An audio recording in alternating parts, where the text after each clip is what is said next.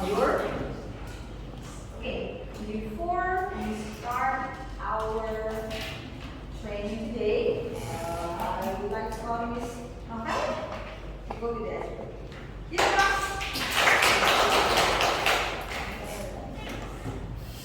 Okay, so for today's ice breaking is Lempar. but I will give each one of you a piece of paper, and I want you to write down the word related or personal action you took, and you still feel guilty about. Just one thing.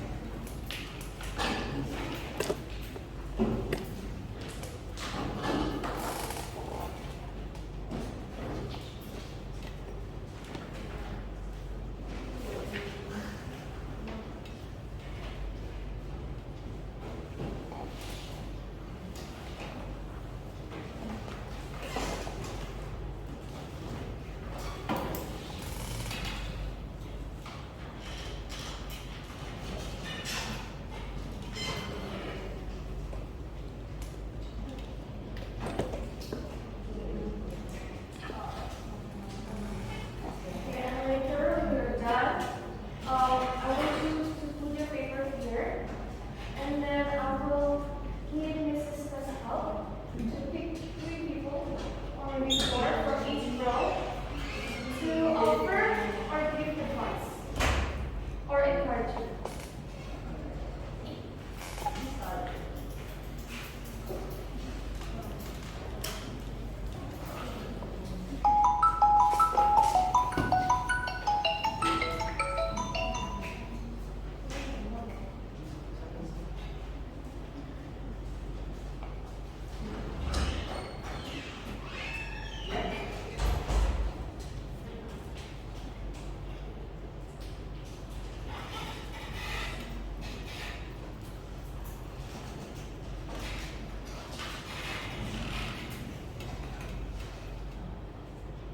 So write down the word related or personal action that you took, and until now you still feel guilty about it.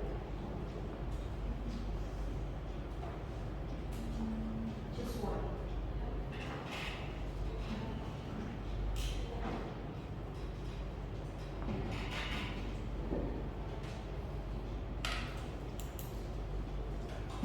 And I need to write down the name.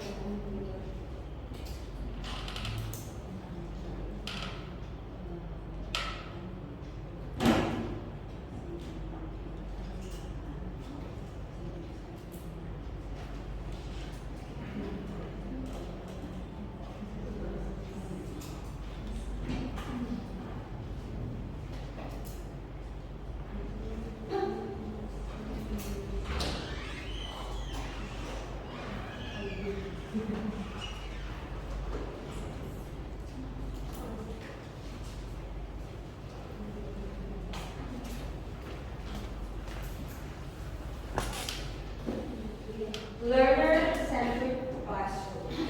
Yeah. Before I go further, anyone can suggest or share ideas about digital literacy? What is digital literacy? We like talk a lot during these last days. When you hear about digital literacy, what's in your mind, Miss Nosa? The teacher use digital tools to Suggest? such as computer or All right, thank you, Miss Tasya. quite similar to this.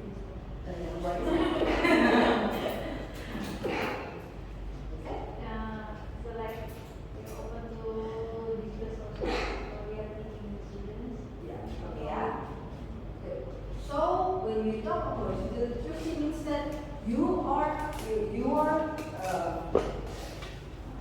were asked, you were obliged, you were. It's good to know that you can use any digital tools that are there out there in the internet, including your also you are familiar with the updates, with the new technologies, and it always was there.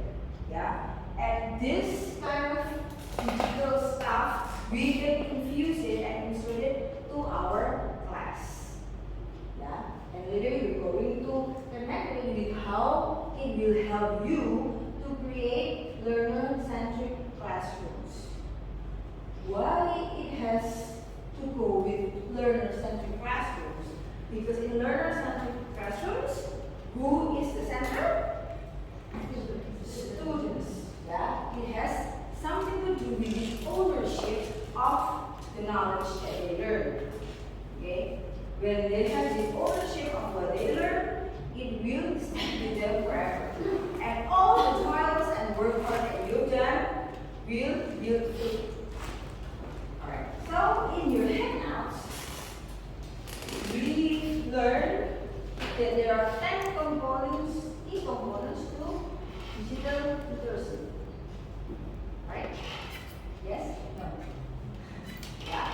It covers this one. Information literacy, media, communication, collaboration, decision, critical thinking, and problem solving, technical literacy, digital literacy, and academic literacy. Okay. I'm not going to discuss them further one by one. You're going to discuss it with your groups. Yeah? Make a group of 4. Make a group of 4 as usual. Okay? This is going to be your home group. Okay? Later, you will decide in between the members of the group who will be number 1, number 2, number 3, and number 4. Okay? Later, we call it number heads. Later, after the discussion, you will go with your number heads group. So number 1 will be number 1.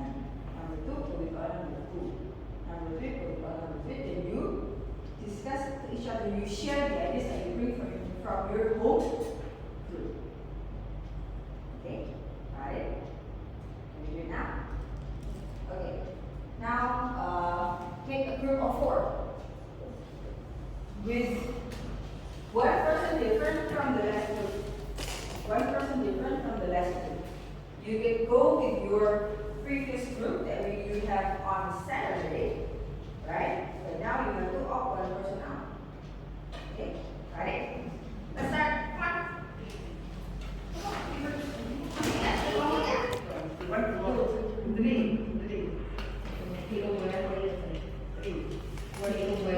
You're aware of the digitals like ethics and the privacy.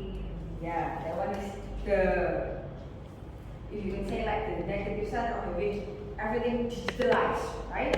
So that we're no longer in one country, with different countries, we're like in a one big whole global. Okay.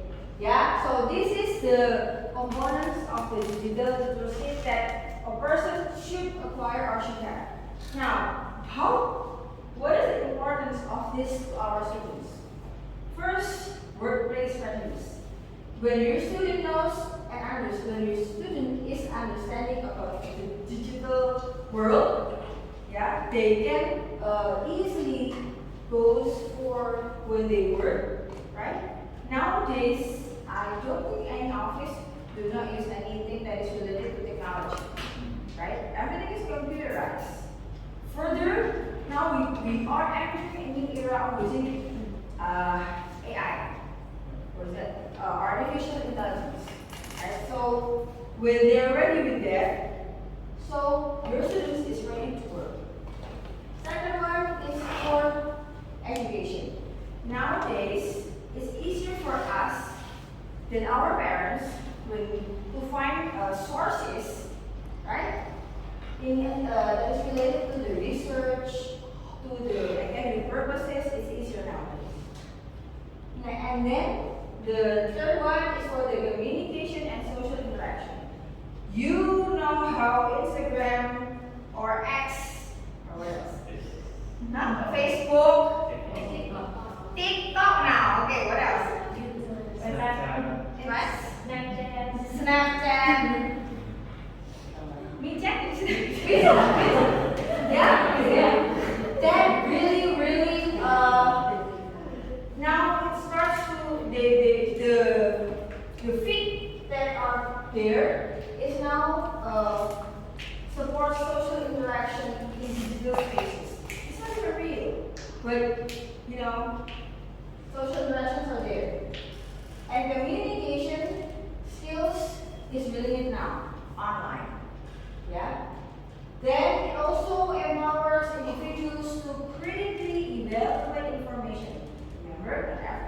see in Instagram is true. That's what I tell my 6-year-old niece about it. She's so, what do you call that, copycat?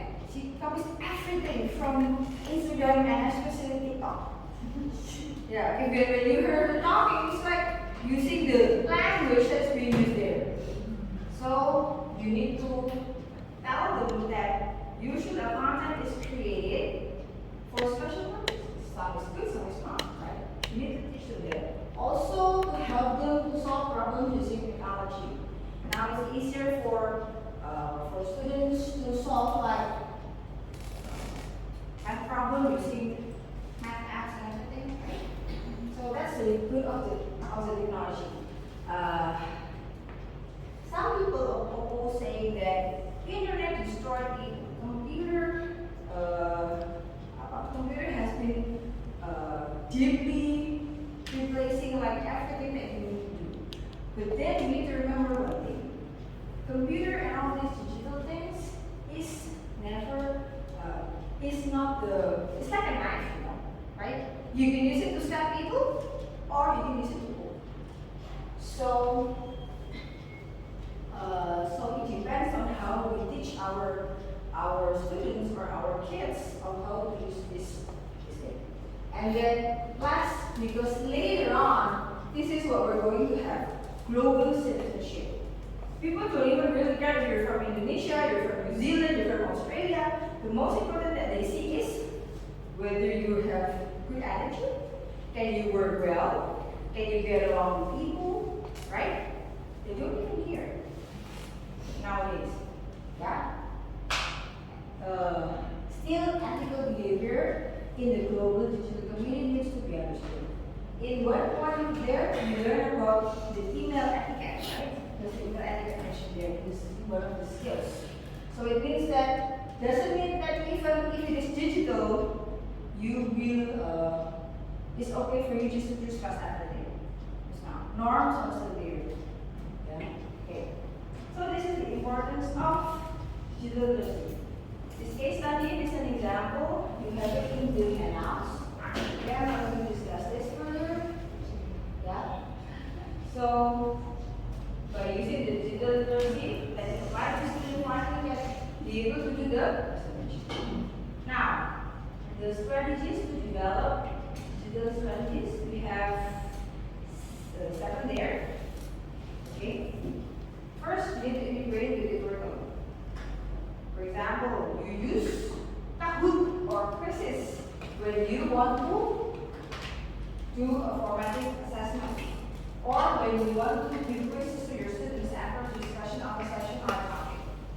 And then, there we go. We always have like this professional development. Is that what we're doing right now? Okay, because why? Technology are always changing, updating, right? Yeah. So we need to keep up our knowledge to the latest technology.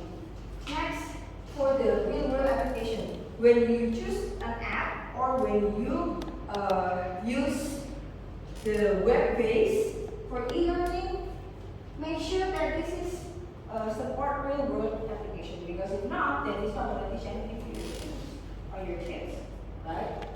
Because you cannot apply it in daily life. Next, now I remind over and over again, this is the era of collaborative learning. So you exchange knowledge with each other, just like what you did, right? There's no more competition, we go more with collaboration. Because this one gives like win-win solution for all, for everyone who is involved. Next, you need to check on the access to technology. Is the internet, the connection is good, right?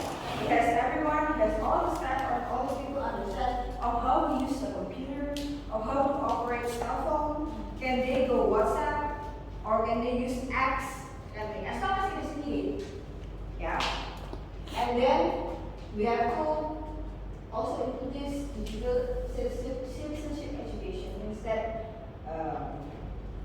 we are now entering the digital era.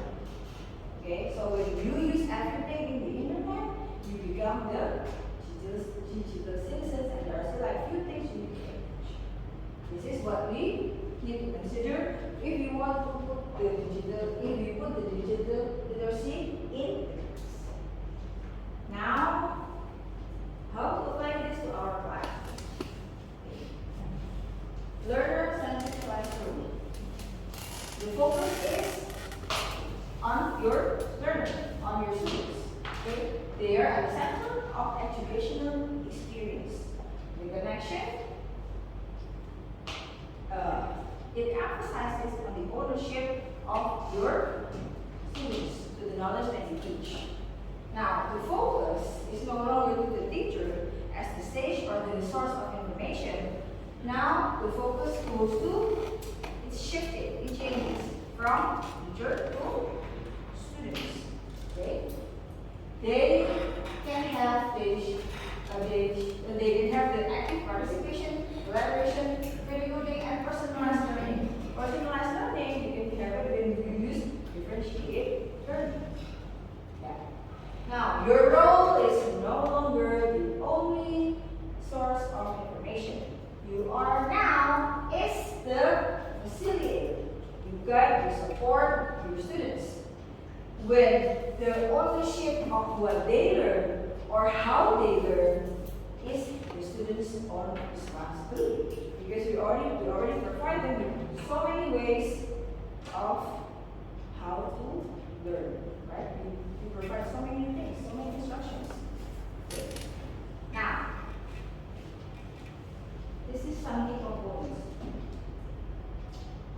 There are also like around okay, first is the individualized learning. So for every person there is different kind of learning that they can do. You understand? You can learn, you can facilitate with lots of movements. Alright? Like what I did today in class, I saw that grade 1 has a lot of things that when I teach them, when I ask them to show how animals move, how many ways animals can move. I ask them to jump, I ask them to run, and all kind of thing. So they're happier because most of them are kinesthetic. Yeah, so they can learn on their own. Also, student engagement. You need to always put make sure that your students are engaged to what they learn. Engaged means like connected. Did not lose their focus. You can focus here. And then here, never go into collaborate. This one you put them in. You put them in groups. Right? Now, student choice, they can choose. Right? Which one they want to finish first. Okay, you give them some choices in class or some problems. They can decide how to finish this first, then that. Flexible learning spaces. You give them spaces that allows them to learn flexibly. And also you can put here where digital literacy takes place, use of technology. Okay? If you know how computer works, if you know how an application that you choose works, it's going to be easier for you to teach your students. Whether you like it or not, in this digital era, you have to. Okay. And then, inquiry-based learning, which means that this learning, the example is like when they do an experiment, right? They keep having questions and they keep collecting data in front of the lesson and find the answer for this. And then you have to have the assessment for learning for every student. Okay? And then now you act as a facilitator. Any questions so far? Now, after a topic or a section, you can ask or you can invite your students to reflect. What have you learned? how will you use that in your daily life? Or what examples that you find that is suitable with what you have learned? Okay, would like the question. And also metacognitive skills. Yes, metacognitive? Anyone else?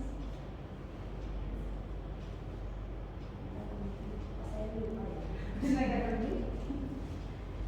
else?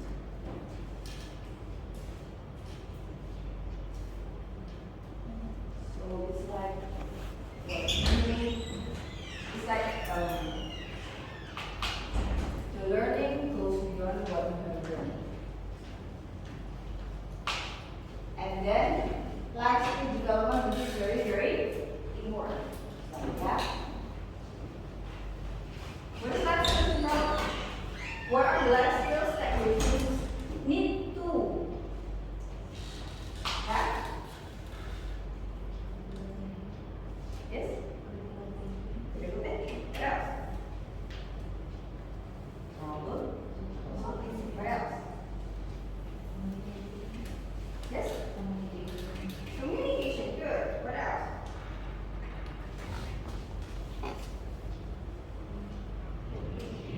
Lagi? Collaboration. Yeah. Now,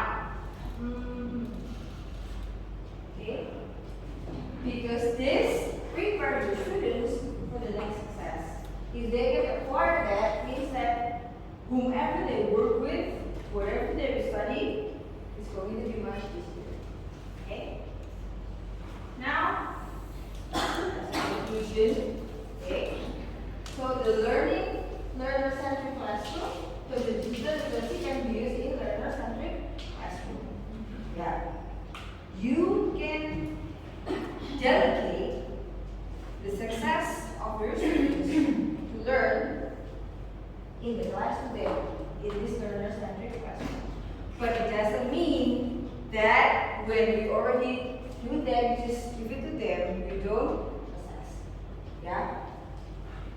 The thing about learner-centric classroom, like the one that we learned last time, in digital, in differentiated learning study classroom, keep on going giving feedbacks through the ongoing assessment. So you know on which stage that your students have reached and what you should do to differentiate the instruction so that they can learn and achieve. Okay, any questions so far? No? So this is your assignment for this week. Yeah. You design a learner-centered classroom activity, just one activity. Just one activity only. That uses digital tools and resources. Okay? That are analyze the things that we have studied so far about the digital literacy and the learner-centric classroom. Okay? This one, you see it. Okay? And then we send to the email action. What the difference individualized learning and differentiated learning? The difference between individuals. Okay, so I'll just answer. Okay. So individualized learning and differentiated. So the differentiated learning is like individualized. So that's how they connect it. So in differentiated learning, we give so many options for the students so that they learn their own way. Which means when they learn in their own way, they learn individually. Right? They learn individually. They acquire the knowledge individually. Right? So through that, they will be able to own the knowledge by themselves. It's like when you own something, when you understand about something, you own it, you have it, you can use it like whenever you need it. The learning grew deeper than when you just know it. I mean, like it goes beyond the surface. Yeah, so happy, yeah. You got it? Yeah. So when you go with that differentiated learning, remember our duty is to be a facilitator. Yeah. We give so many ways, so many exercise, so many assessments, so that the students will be able to learn in their own way. Because everyone is different. You cannot ask kinesthetic students to just listen to what you say. Right? You need to give some room for them to do some movement that they find that, oh, this is how it works. They can finally learn it, understand it, comprehend it on their own way. Ya, kita belajar beda-beda. We learn in different ways. Right? With me, I'm very good with pictures. You probably different. Okay? You probably prefer one to write down. Some of you probably prefer when you do it, right? When your teacher said, this is the seed, you can plant it, okay? It's going to be like for the kinesthetic students, it's going to be easier for them to understand that. Oh, so I plant, so I know when I plant it, what will happen? Right? How to plant it, kind of thing. So it's like, it's like they learn on their own finding. This is mine, the knowledge is mine. Whenever I need it, I